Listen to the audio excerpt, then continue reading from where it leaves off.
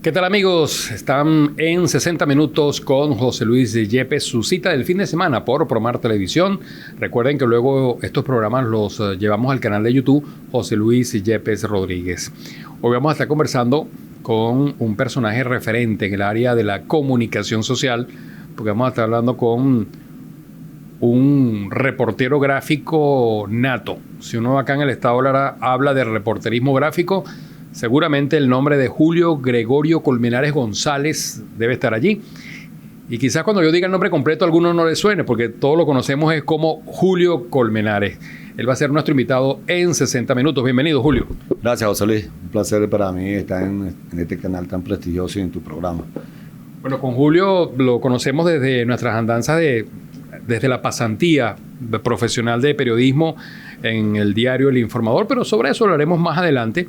En esta primera parte quisiéramos, Julio, conversar más bien sobre tus raíces, o sea, dónde naciste, quiénes eran tus padres, a qué se dedicaban, cuántos eran los integrantes en esa familia y todo lo que tú recuerdes de esa infancia, porque decir Julio Colmenares también siempre, por lo menos los que te conocemos desde hace años, nos viene a la mente Jabón, porque tú siempre nos mostrabas orgullosamente las fotografías que hacías en tu terruño, en tu patria chica. Pero bueno, ¿qué recuerdos también nos puedes compartir de esa infancia? Mira, en mi pueblo yo creo que es la posada más bella que he tenido el placer de vivir allá. Hasta los 9 años de edad yo estuve en Jabón, donde mi papá nos enseñó a ganarnos lo que tenemos. Porque mi padre era un campesino, pero te sabe sumar, multiplicar y dividir, que no lo sabemos ninguno sin haber ido a estudiar a ninguna parte. Jabón, para los que no lo conocen, es un pueblito con muchas características de pueblo andino, porque está en una zona muy alta de la topografía del municipio Torres, acá en el estado Lara, ¿no? Son los límites ya cuando uno dice va La Pastora.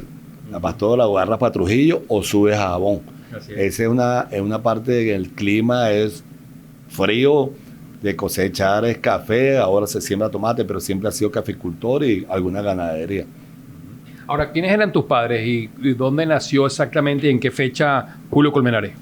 Bueno, yo nací el 22/10 de 1967. Nací en mi propia casa, atendido por, no partera, porque cuando eso existía mucha partera, pero me atendió la propia enfermera del pueblo, se llama Bolivia Villasmil. Ella pasó a ser mi madrina. Que los pueblos era así, el que se acostumbraba, pasó a ser mi madrina. Y luego permanecimos allá por muchísimos años compartiendo como muchachos, empezando a estudiar. Jamás me imaginé que yo iba a llegar a una etapa de ser el reportero gráfico del diario El Informador ya por 40 años, pero esa etapa en Jabón fue muy bonita, pero mi papá siempre nos decía a nosotros: yo no quiero que ustedes pasen a ser otros obreros más de los que tienen aquí en el pueblo. Ya yo tengo suficiente que haber muchachos aquí que trabajan para mí, que no quisieron estudiar, no salieron adelante. Papá una vez agarró una caja de plata que él tenía, como hacían los viejos antes, debajo de la cama, en la troja tenía otra, sacó la primera caja, se la habían comido los ratones. Mire, este es un cuento de mi papá. No se puso loco porque de repente trabajó mucho y logró tener más. Pero él, cuando abrió su primera caja, había guardado la plata en una caja. Cuando fue, bueno, se me perdió esta, dijo él, pero vamos a... Y sacó una caja de las galletas de soda que venían en una caja de latas. Y sacó aquí, no me alcanzará para comprar una casa. Se vino para Barquisimeto a aventurar y compró una casa para sacarnos a nosotros de allá, porque él quería, ya tenía a mi hermano mayor aquí en San Felipe estudiando, y lo quería traer a Barquisimeto, y él quería mudarse a Barquisimeto, pues su hermano vivía aquí en Barquisimeto. Claro, pero antes de eso hay que decir que tu papá era Julio Antonio Colmenares y tu mamá María Mercedes González. Sí, ¿A qué se dedicaban cada uno? Mi papá lo conocía a todo el mundo como Cazupa, según el apodo de él, jugador de gallo, de baraja y de dominó, esa era su sangre, ¿ves? Pero el trabajador, como un hombre que se paraba a las 4 de la mañana y llegaba a la casa a las 7 de la noche lleno de cipa de café, de trabajar café, caficultor también.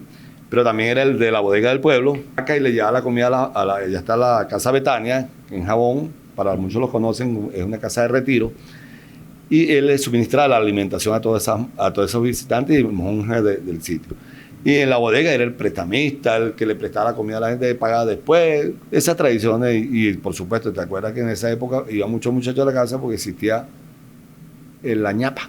Claro, la famosa ñapa. La famosa ñapa, entonces papá competía con eso. Cinco hijos, ¿no? Cinco hijos. Yo soy el tercero. ¿Todos varones o hembras? No, son 2 hembras y 3 varones. Okay. ¿Tú eres el tercero? Yo soy el tercero, el mayor, Pedro, Maribel, luego vino Julio, Beltrán y Ana.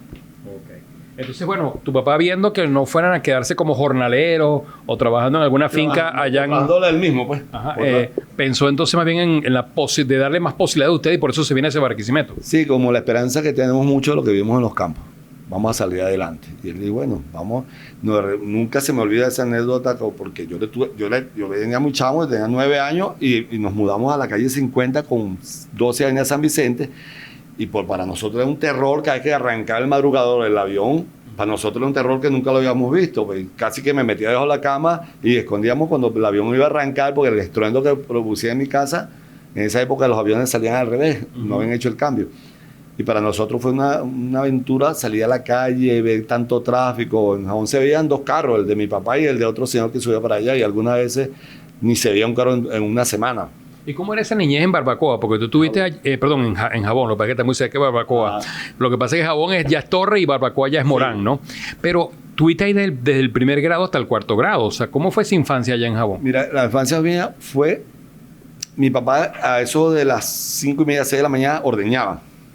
Tenía un caballo que nunca se me olvidó el nombre, se llamaba Indio. Era tuerto. Peleando contra ellos, quedó tuerto. Ese caballo me esperaba en la puerta de la casa. Nosotros nos íbamos hasta donde estaba papá ordeñando y nos traíamos las garrafas de leche sin amarrar el caballo. Mira, esto es una anécdota del caballo y no lo amarramos. Pasamos alguna vez el susto porque cuando había una yegua en su estado, pues el caballo me trataba de vía, pero ya no, el caballo nos buscaba todos los días. Íbamos a buscar cada uno una garrafa de leche. Mi papá se encargaba de vender en la bodega o producir queso o la cuajada que se produce mucho allá. Esa era la jornada. De ahí nosotros nos íbamos a la escuela. Anécdotas de la escuela, bueno, tengo muchísimo. Hay uno que nunca se me olvida, por eso creo que yo soy tan honrado. En el sentido jamás caeré a quedarme con algo de una persona. Yo estaba muy pequeño y nunca se me olvida que yo llego a la casa y paso corriendo por el cuarto y escondo un sacapunta que dan una marca de refresco. Y lo escondo y papá ve que yo escondo algo. Él no preguntó. Él se fue, buscó el famoso rejo y sacó el... Te robaste esto, fue lo primero. Y me dice, llorando, le explico, no, mira, hay un maestro, el maestro Freddy, me dijo que me hizo una rifa en el salón y nos regaló el sacapunta. No, yo sé, se lo robó, pero vamos hasta allá. Fuimos hasta el maestro Freddy y le dice, casupa, él se lo ganó en el salón. No, entonces porque llego escondiéndolo. Él no puede esconder las cosas. Tenía que, por eso es que yo digo tanto a los jóvenes hoy que tienen que aprender. No, para nosotros no existía un psicólogo. El mejor psicólogo era papá con la mirada y mi mamá con la famosa chancleta voladora. Claro. Esa no. Mira, éramos 3 varones. Ese fue el primer dron que tuviste. Ese es el primer. Yo no sé si era un dron, pero tenía demasiada puntería. Tenía GPS. Sí, no, tenía un GPS y le tenía un chip marca 1 aquí en la espalda. Entonces mi mamá nos cuidaba mucho. Y más a mí, yo no sé, mamá tuvo siempre conmigo como sería que fui el negrito de todo. Mis hermanos son blancos. El negrito igual a ella, mi papá era un viejo italiano, catire, hijo de italiano. Entonces había una diferencia y mis hermanos se metían mucho conmigo. Entonces, bueno, por ahí iban las peleas y papá tenía el mandamás ahí. No lo aplicó mucho, porque uno le respetaba mucho la mirada, que eso es lo que yo le pido mucho a los jóvenes hoy en día, respetemos a nuestros padres. Solamente con la mirada ya uno decía, epa, pequé. No hacía falta. Y la famosa frase aquella de que cuando los mayores hablan, los niños se callan, ¿no? Mi papá, como te digo, mi papá fue un ser que no estudió mucho, pero te sabía de quebrados, cuando en esa época se los quebrados, él te medía el peso con la mano, tenía una facilidad para sacar cuentas que nadie lo tracaleaba a la hora de hacer una cuenta. Primero jugador de dominó, que tiene mucha memoria, y él le decía a uno, no vas a estudiar, entonces vas a trabajar, porque tú aquí de algo no vas a estar. Entonces uno combinaba, ¿te quieres ganar este juguete? Ahí están 10 sacos de café, sácanlo todos los días, lleva solo y al final decían, no, pero tú te portaste mal y en tal cosa, y para otra cosecha vamos a ver si te damos el regalo. Y son muchos temas así como esos que se han perdido hoy en día, de la frase que uno le tenía mucho miedo a los papás. No era miedo, yo creo que es respeto. José Luis. ¿Y cómo era ese Julio Colmenares en la escuela de Jabón, del primero al cuarto grado? ¿Cuáles eran las materias que más te gustaban o las que se te hacían más difíciles? Recuérdate que en los pueblos era muy humilde. Yo iba con alpargatas a ver clases, porque mi papá no era que iba a invertir en las alpargatas si no me las ganaba. No era que iba a decir, te voy a cambiar la alpargata, aquí están los zapatos de escuela. No, péteme no hay. Ahí tienen toda la comida, pero la ropa, entonces mi mamá era muy buena remendando y cosiéndonos los zapatos y todo eso. Dios quiera que esas épocas volvieran, que uno tiene ese cariño y ese amor tan grande que tenían los padres por uno, para que uno se fuera a estudiar y no depender de un celular como estamos dependiendo hoy en día los muchachos. Claro. Vamos a hacer una pausa, Julio, en esta conversación que tenemos. Estamos en 60 minutos con José Luis Yepes, hoy conversando con el reportero gráfico Julio Colmenares. Muy buenos días, pues desde aquí dándole unos saludos en este caso al programa 60 Minutos con José Luis Yepes y la cámara de Carlos Guerra Jorán. Agradecido por pues resaltar la labor periodística, en este caso de nuestro colega Julio Colmenares, una persona que ha dedicado tiempo desde muy joven al fotoperiodismo como reportero gráfico de la región larense, donde en las imágenes ha destacado su trabajo, su dedicación, su tiempo, en este caso en el diario El Informador, donde él desarrolló su trabajo profesional. Y bueno, felicitándolo pues por su destacado trabajo fotográfico que en el tiempo ha dejado huellas en la región larense.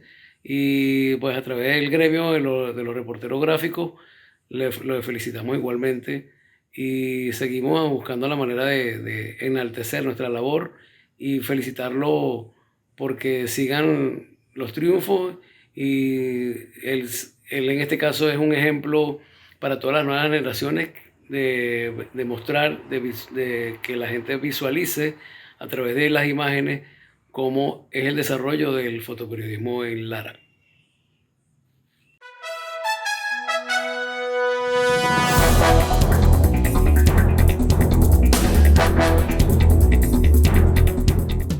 Avanzamos en 60 minutos con José Luis Yepes, hoy conversando con Julio Colmenares, reportero gráfico.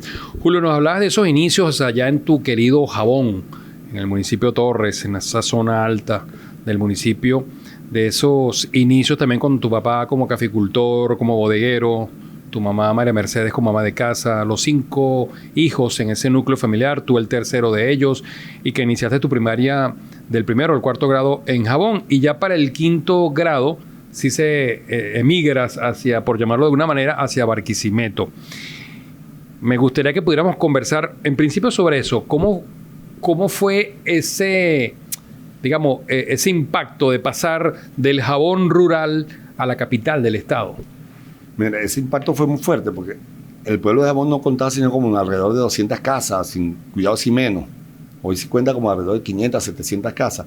Pero ese cambio fue muy violento de ver un pueblo totalmente tranquilo, pasivo, a llegar a una ciudad tan bullosa. Una ciudad tan bullosa que tanto así como te contaba, que tenemos el aeropuerto tan cerca, el tráfico de la 50 era innumerable. Mi papá muy contento porque él nos trae de Jabón y él le habían ofrecido una casa en la famosa urbanización Los Libertadores, que costaban $95,000 bolívares, 95,000 bolívares, y él dice, no, yo prefiero comprar en la 50, porque eso por ahí Los Libertadores es Monte y Culebra, y la compré en la 50 porque estaban construyendo el liceo diagonal a mi casa. Entonces, para él, qué mejor futuro que para estos muchachos que me los traigo allá para que estudien aquí, si el liceo lo va a tener al frente. Fue un cambio violento que tuvo mi papá ahí, pero no conocer lo que era, dónde íbamos a vivir. Pero nosotros fuimos felices ahí en la 50, nos criamos todos honestamente como nuestro papá nos crió, con la disciplina. Mi hermano mayor es licenciado, mi hermana mayor también, están todos graduados, ninguno. Pero ahí viene el ánimo mío, nace hacia la fotografía. Cuando llego a Barquisimeto, ya tengo unos años acá, yo tenía un vecino que se llama Elio González, reportero gráfico, de eso en El Informador, y me iba todos los días para allá. Él criaba codornices. Y me ponía a ayudar a crear las codornices. Cuando salía de clase, había un taller, me ponía a lijar carro, para ganarme lo que mi papá no me daba. Pero Edilio manejaba mucho las cámaras y me empiezo yo a meterme en el cuarto oscuro con él, ahí cómo era el proceso del nacimiento. El revelado. Para los que no conocen hoy, pues son reporteros gráficos, pero no conocen el nacimiento, que es lo que es un parir una foto. Y me dice Ilio, eso fue en el año 85, comienzo del año 85. Para Julio, en el periódico van a meter a alguien. Yo sé que estás un chamo, pero van a meter a alguien y van a meter 10 personas. Porque el famoso decreto de Jaime Lucinchi, de aquel decreto de que el 10% de todas las empresas tienen que meter el 10% de personas, pues haber la crisis del famoso Viernes Negro. Entonces había un desempleo grande y en esa etapa me dice Ilio, es el momento de vender. Si yo hablé con el de recursos humanos, yo le digo que tú sabes revelar, que tú te metes en el laboratorio para aprender. Y empieza el susto. Tú estabas en el Ezequiel Bujanda en ese tiempo, Sí, en el liceo. Sí, el susto para mí era muy grande, de tener la melena, no esta pelona que tengo, la melena de una cuarta de largo y con el pelo rulo. Llegó el periódico y lo primero que me miran así extraño, mira este peludo, ¿dónde vendrá? Un pantalón con un poco de cierre tipo militar. Una vara de puya loco, porque tú eres más flaco todavía. Más flaco. Yo siempre fui hasta que me casé de 50 kilos. 51, bueno, cuando José Luis trabajaste conmigo allá lo viste. Y llego al informador un día lunes, pero tenía que llevar los papeles en regla que me pidieron ellos. La libreta de trabajo que tenía que ir firmada por mi papá y mi mamá. Fui al Ministerio de Trabajo, me dieron una libretica de trabajo, se llamaba. Firmada y sellada, las huellas digitales de mi papá y todo, decidimos todo. Cuando llego allá, Manuel, se llama el jefe de recursos humanos, me dice, tienes todo en línea, te quedas hoy mismo. Ahí fue donde empezó. Yo estaba muy bien, con mi mamá de un lado. Yo estaba muy bien hasta que me dijeron, empiezas a trabajar aquí hoy mismo, no te puedes ir. Yo miraba así para los lados y decía a mi mamá, decirle a mi mamá, dile que para mañana, no, que hoy no sé. Y vino la recomendación, la primera recomendación entró Edencio González. Ahí está el muchacho nuevo. Sí. Pero ese muchachito tenemos que pulirlo. Primero se quitó esos rulos. Esos pantalones anchotes, eso no va aquí en una empresa. Le dijo a mi mamá, porque era la que estaba autorizando todo. Mi mamá, muy humilde, se comprometió que yo iba a cambiar pues, la forma de vestirme, cortar el pelo, famoso. Tenía ese pelo así tipo changuey, que uno se jalaba aquí la pollina. Bueno, ese lo tenía yo. Y ahí empezó la odisea de lo que se llama ser no reportero gráfico. Entrar en un mundo totalmente desconocido para mí, en una forma que ese día me llevaron a los pasillos del informador y para mí parecía una eternidad, inmenso. Con el chamito y el más joven era Edilio González, tenía 30 años. Era el que me llevaba de la mano. Pues. Y me sale el famoso Pollo Morales. Este es mi pichón. Pásamelo para acá. Era jefe de reporteros gráficos. Sí, Ramón Guillermo Morales. Guillermo Morales. Era el jefe de reporteros gráficos y me dice, bueno, vente para acá que tú vienes para el laboratorio. Era un laboratorio de 3 habitaciones, no en la comparación al laboratorio de Edilio, que era un cuartico ahí con una bandejita y revelábamos. Claro. Era totalmente diferente, un aire acondicionado. No sabía que era un aire acondicionado encerrado en un cuarto oscuro con la tecnología. Pero una tecnología en esa época era muy moderna. Era avanzada. Era avanzada, ¿ves? La cubeta, todo, las pinzas de agarrar, todo. Y yo dije, bueno, ya estoy aquí.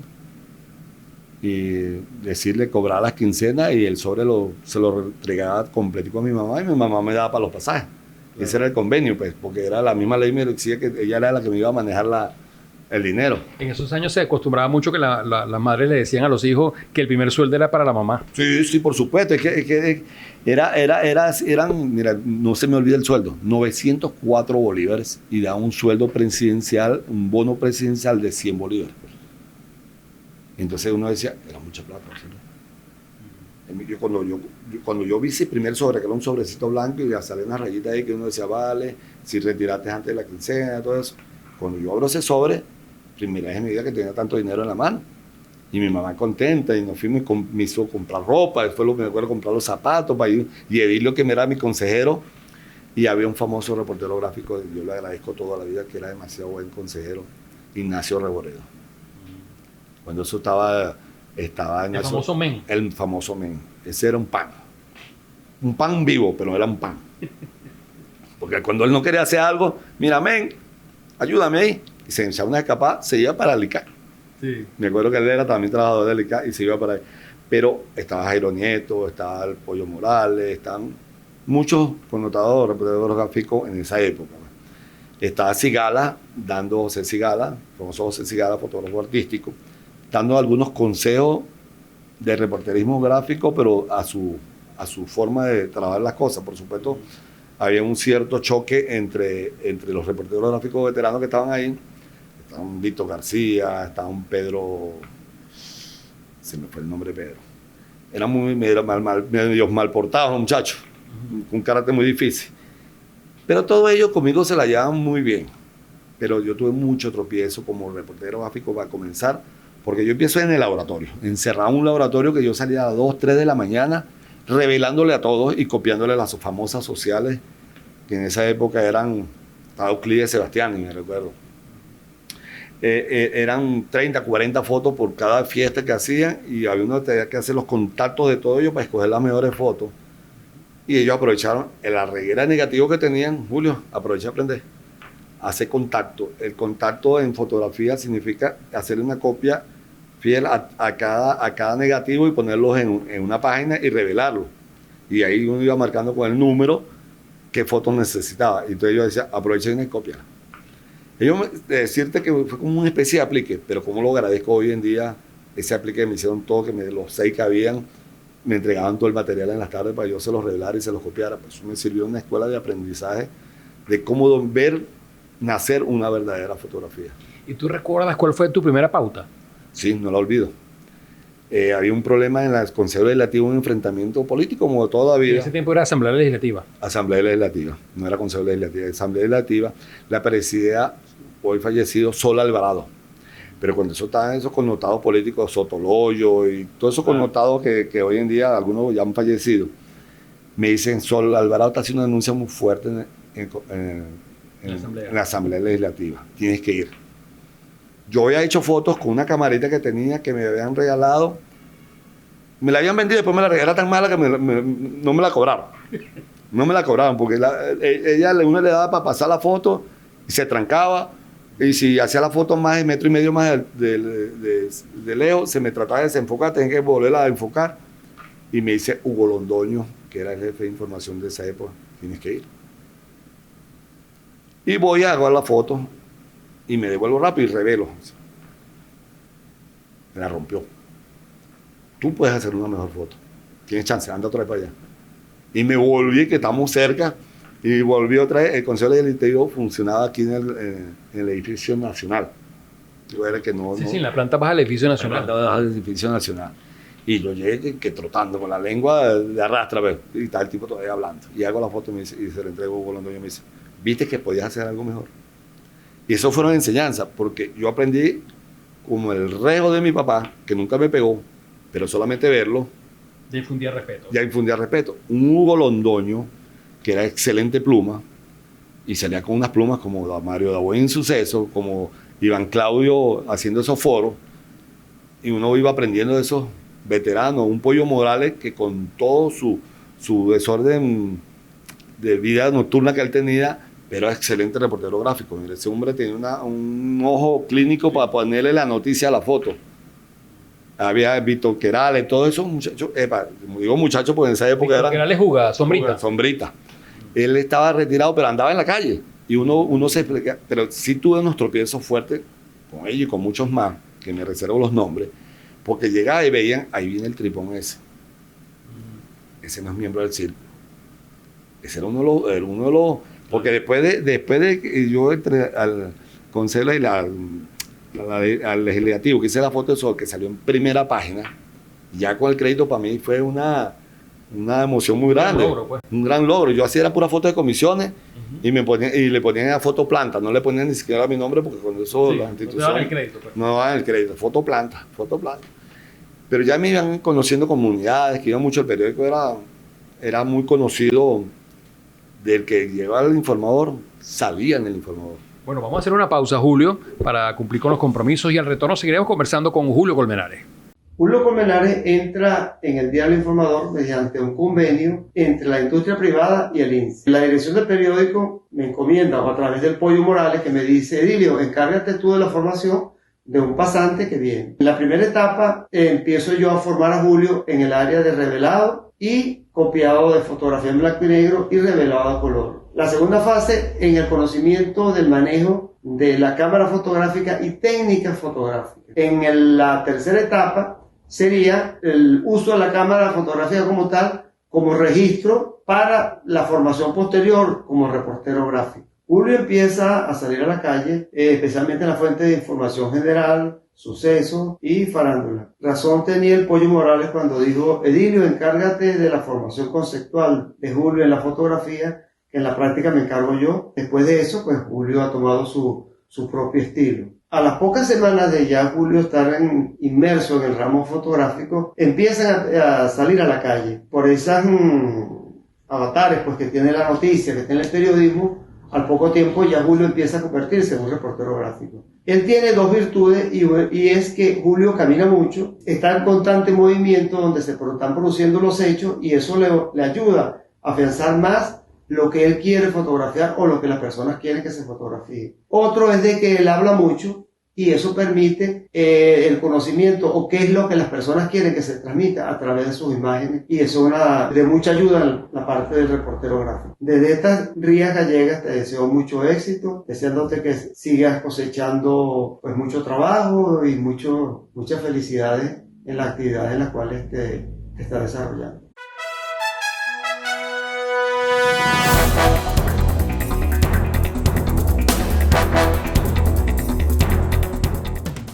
Seguimos en 60 minutos con José Luis Yepes, hoy conversando con Julio Colmenares. Julio, nos hablabas de esos inicios como reportero gráfico en El Informador, que te iniciaste como menor de edad.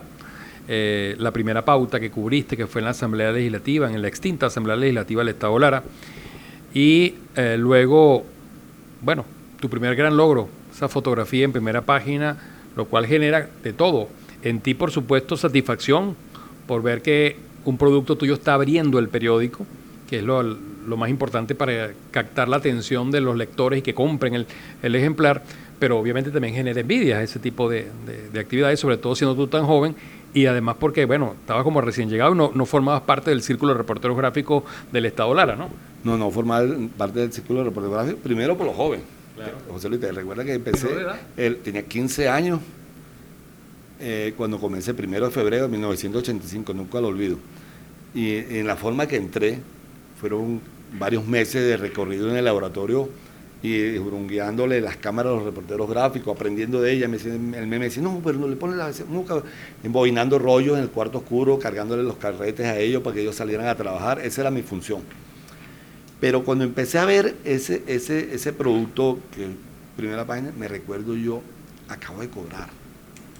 Y viene Jairo Nieto y me dice, ahí está una Penta 1000, pesada casi 1 kilo la cámara. La están vendiendo por 100 bolos. Yo decía, bueno, 100 bolos es el bono. Claro.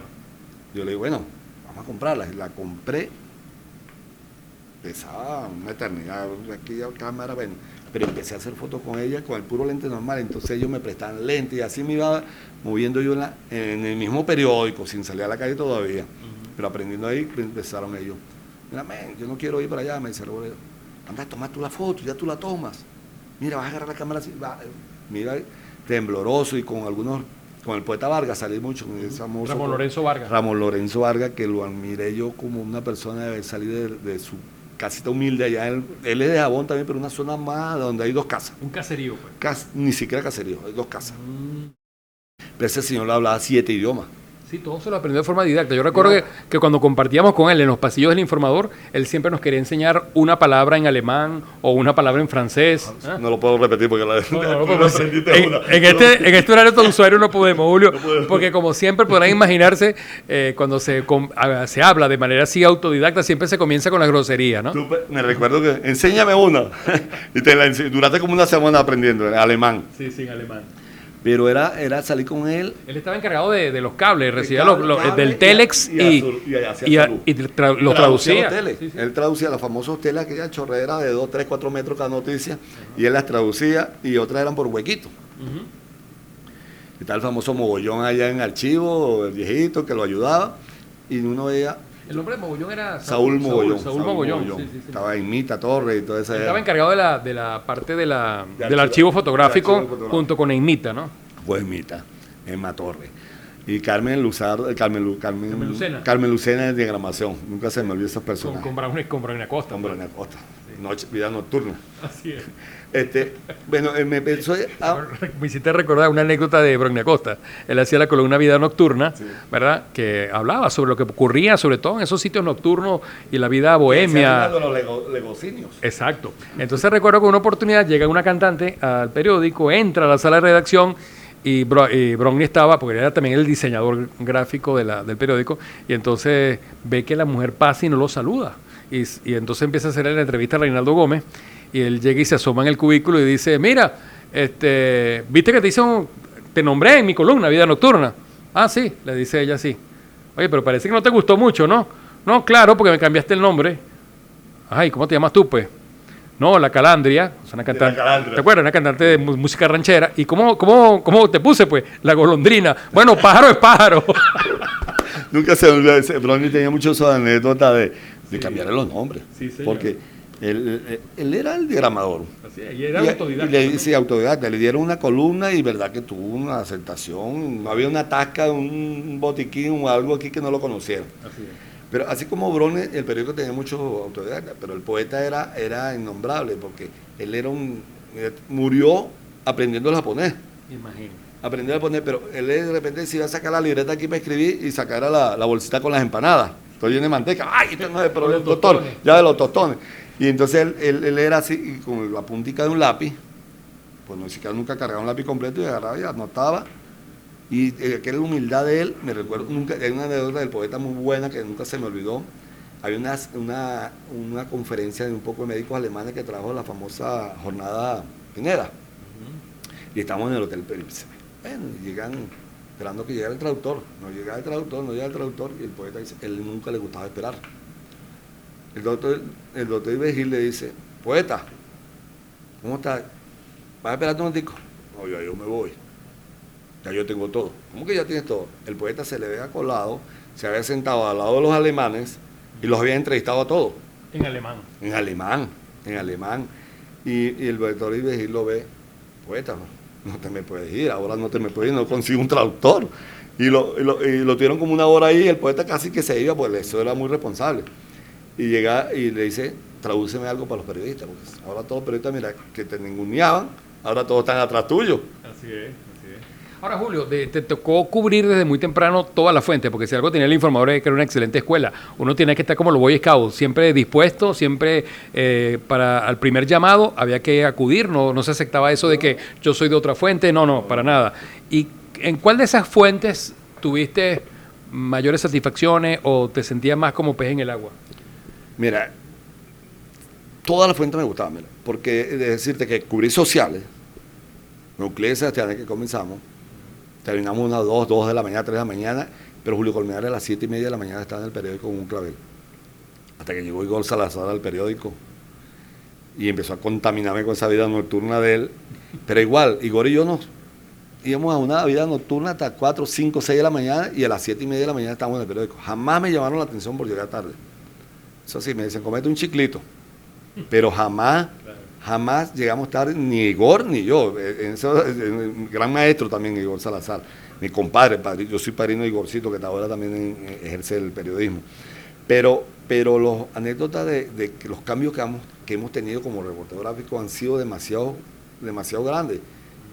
Empezar de ver parir la criatura, yo le digo parir la criatura es sacar esa foto, sacar el rollo, revelar el rollo, que lo revelamos y lo secamos con un secador de pelo. Yo creo que tú llegaste en esa época todavía. Sí. Un secador de pelo y lo guindábamos en una cocina eléctrica que más de uno se le cayó y se le achicharró. Claro, porque era para apurar el proceso. Para apurar el proceso, porque estábamos para salir rápido. Y tanto tú como todos los que estaban allá, aquí está Nancy Cordero también, que trabajaba en esa época, que te hacían 3 y 4 páginas de información y tenías que hacer la página de economía, pues a ti te tocó varias veces y tenías que hacer la de política.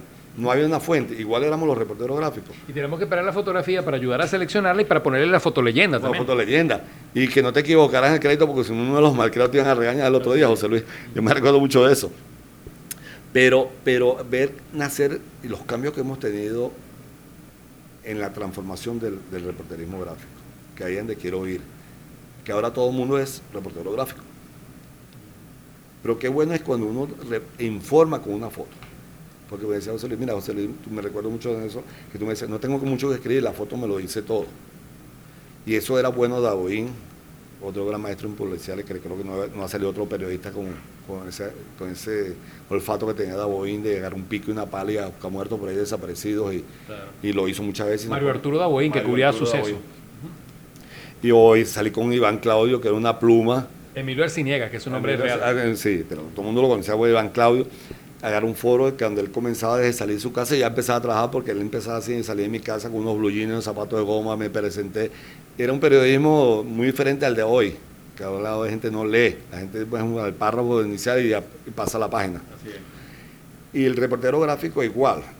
Sí, yo soy reportero gráfico, pero yo me recuerdo que las cámaras que yo cargaba pesaban 11 kilos. Una mamilla 645 para la diapositiva que no tenía errores. Y una Pentacamil que te dije que pesaba 1 kilo, más los lentes largos, para tener esa oportunidad, saber que en el momento esa foto la tienes que tomar con la diapositiva, porque esa es la foto de primera página.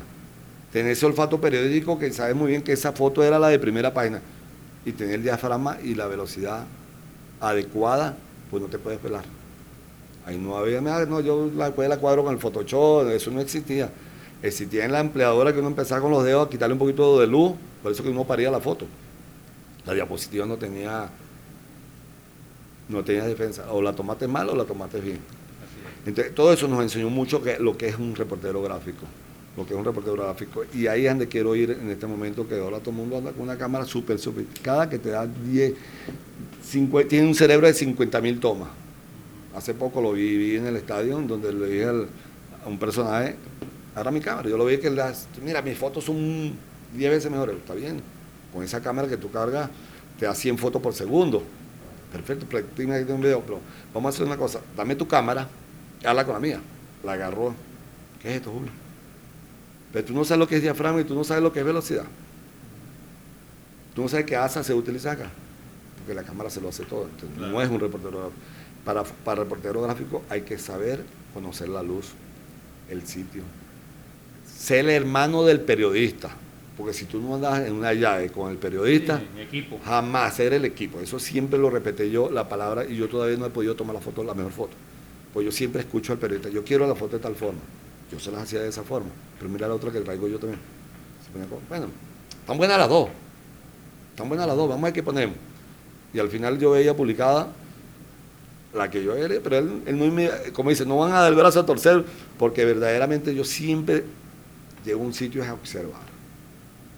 Yo soy muy visual y auditivo, y ahora me ha tocado más con esta etapa nueva de que es producir video. De lo digital. Pues. De lo digital. Ya yo he pasado las 3 etapas del periódico.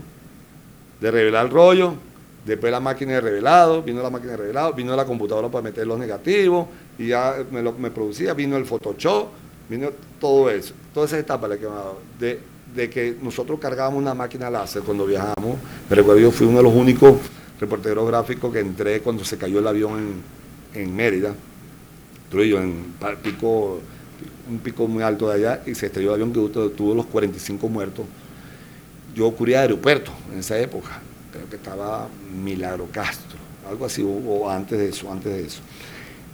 Y yo tenía un carnet que me acreditaba en el aeropuerto para entrar a la pista. El libre acceso, decía. Cuando yo llego allá, a donde se cayó el avión, en la puerta de Trujillo, cuando llego allá, veo que todos los periodistas y los reporteros gráficos los tienen allá. Yo digo, yo no voy para allá, le digo a Daboín, ¡vamos! No, yo no voy para allá, Daboín. Si yo voy para allá, me van a sentar ahí también. Están los militares con todos los periodistas prohibidos subir. Yo digo, Daboín, yo cargo este carnet. Chacho, de la oportunidad, me dice Daboín, como un buen sabueso. Como un jornalero de allá, un G, me dice, sí, país, pero es que para allá no me van a dejar subir. No, si no te van a dejar subir. Yo estoy acreditado. Cuando llegamos a la primera puerta, que estaban 4 militares soldaditos, el bolso lo metimos en el motor adelante con una bolsa, pues está lloviendo mucho. Nos pusimos 3 pantalones, 2 chaquetas. A la Daboín me dice, para allá no voy a subir yo. La gordura no lo dejaba. Me dice, para allá no voy a subir yo. El mismo señor le recomendó, usted no puede subir para allá. Cuando llegamos a la primera puerta, el vigilante, que era un soldado, se lo enseña a un sargento. No, suba. Cuando llegamos, para resumirte, eran 2 horas y media en el Jeep con cadenas, y aquel barro y aquel frío, y el vaquiano me dice, cómase un chocolate, porque le da la pálida, me dice. El mal de páramo aquí es feo. Y me dice, quítese esa bolsa plástica de los pies, se le van a congelar. Pues yo me he puesto, por no conocer la zona, póngase más trapo. Y empezamos a caminar 1 hora y media para llegar a donde está el avión. Cuando yo llego allá, yo me dije, no voy a pantallar mucho con las cámaras, porque no sé quién está allá arriba, y empieza a tomar fotos de una vez. Se me acerca un sargento y me dice, a la orden, hágame el favor, búsqueme todos los credenciales de los pilotos, de la gente que tiene acá. Un momentico, ya se lo busco. Me puse en una tapa todos los credenciales y todo eso, y veo unas estrellas por allá. Es hora de bajar. Un escenario dantesco. Por eso al avión le faltó métrico para que subiera y pasara el largo, se estrelló. El otro pedazo de la cola cayó para el otro lado. Entonces, yo es hora de bajar, porque si me ven, me van a identificar. Esto los soldaditos no sabían. Y llego yo bajo, el de Reuter, que era un veterano, me ve bajar como a las 4 horas, lleno manchado, hasta con sal, el monte era muy bajo, y llego y dice, vámonos a Boeing. Llamo a Edesio, al director, le digo, mire, estamos aquí en la puerta ya, tengo todo. Yo paro el periódico, Julio, véngase. Eso eran 7 de la noche cuando ya había bajado, y llegamos aquí como a las 2 de la mañana. La Boeing tenía un Capri que se volaba, un Capri igual que el que tú tenías, volaba. Y Edesio me dice, usted tan loco, ¿cómo van a llegar tan rápido? Y estaba el periódico parado. Metimos 4 páginas, después investigaron que cómo había llegado yo allá, pero esa es la astucia de un reportero gráfico, que uno no tiene que llegar a los sitios a pantalla, sino a ver cómo va a hacer el mejor trabajo. Así es. Bueno, tenemos que hacer una pausa, Julio. En breve continuaremos con mucho más de 60 minutos con José Luis Yepes, hoy conversando con el reportero gráfico Julio Colmenares. A Julio Colmenares lo conozco desde que era prácticamente un niño. Cuando yo llegué de la Universidad de Subia a laborar en el diario El Informador. Julio para mí es sinónimo de lucha, de perseverancia, de trabajo honesto, responsable, un guerrero de la fotografía. Me siento honrada de haber participado junto con él y otros colegas, periodistas y reporteros gráficos del diario El Informador, escribiendo el periodismo de ese momento. Y ahora él, Julio Colmenares, sigue. Él no ha parado, no ha detenido su labor reporteril desde las gráficas que toma y haría. Un abrazo, Julio, y felicidades. Sigue adelante siempre.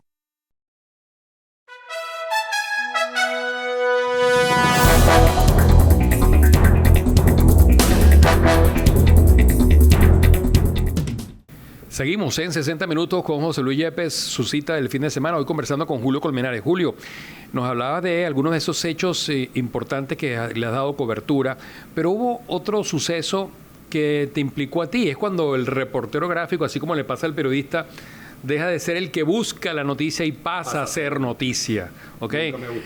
A ninguno nos gusta eso, a ninguno de los comunicadores, pero en algún momento en nuestras vidas nos llega a pasar. ¿Por qué? Porque estamos en el sitio donde se desarrollan los acontecimientos.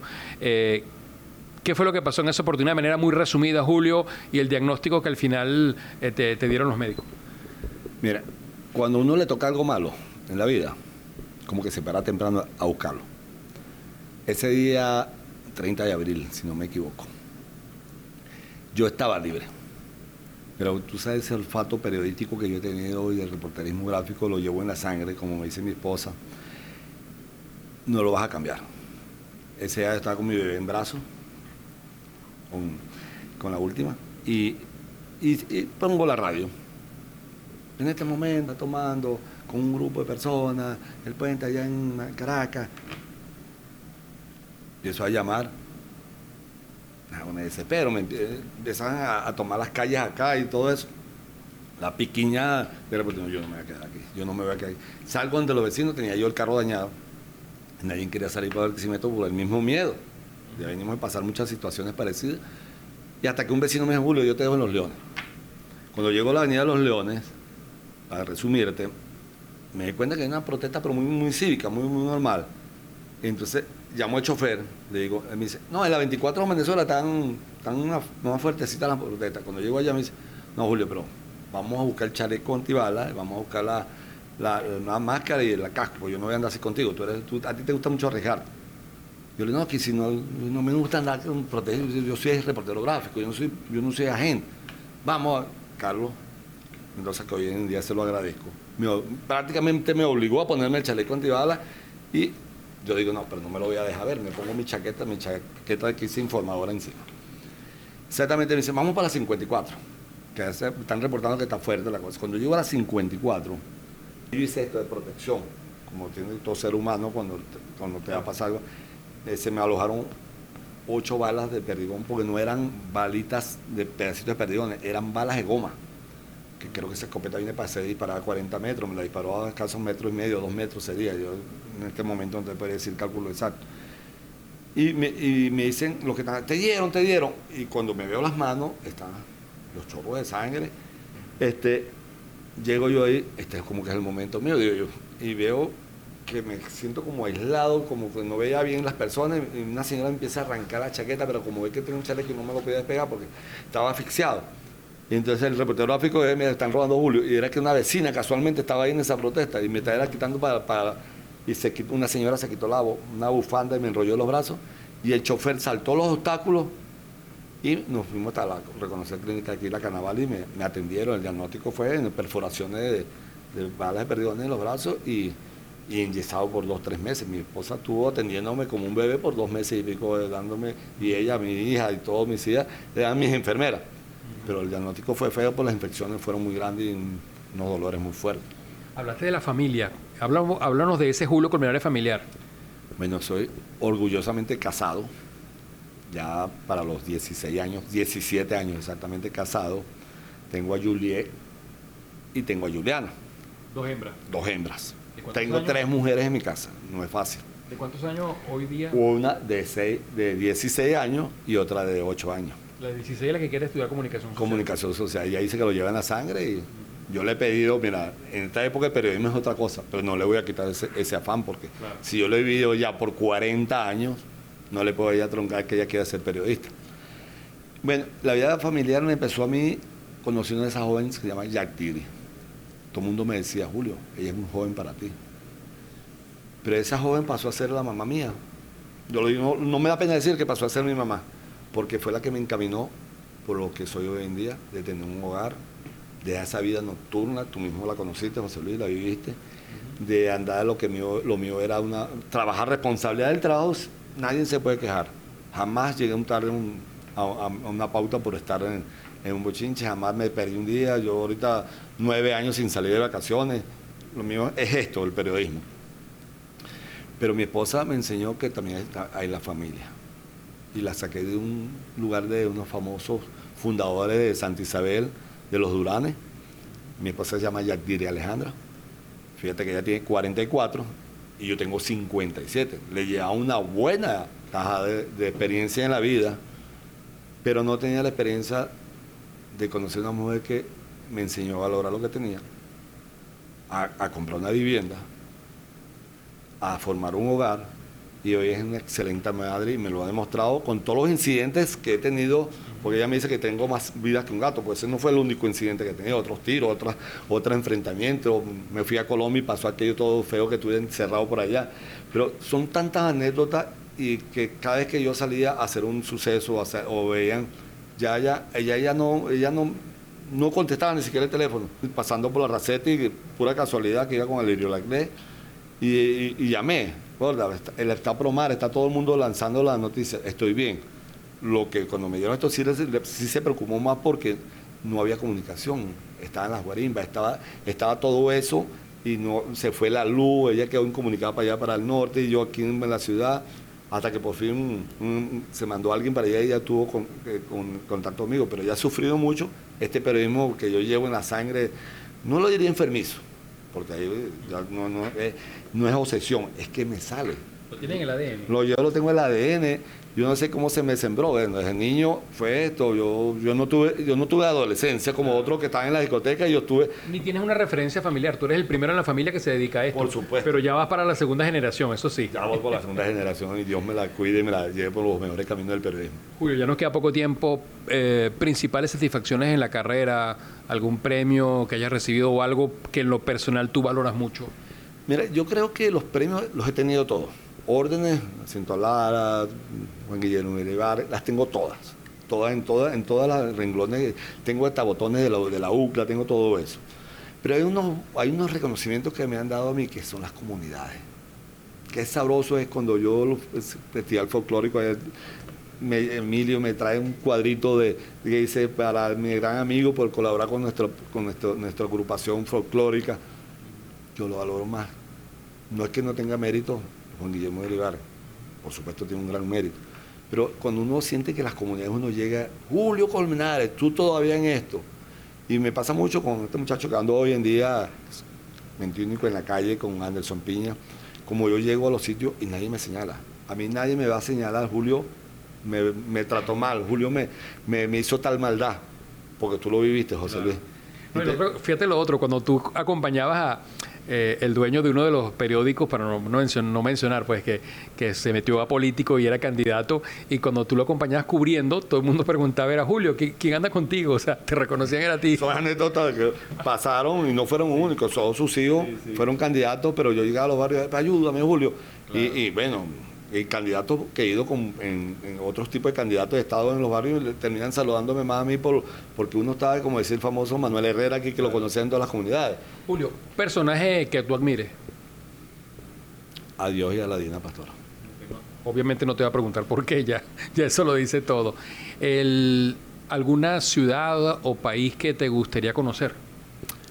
Me encantan mis raíces, Jabón. Yo considero que Jabón es el mejor país del mundo. Mi pueblo. Un paisaje que siempre te venga a la mente. El Valle del Turio.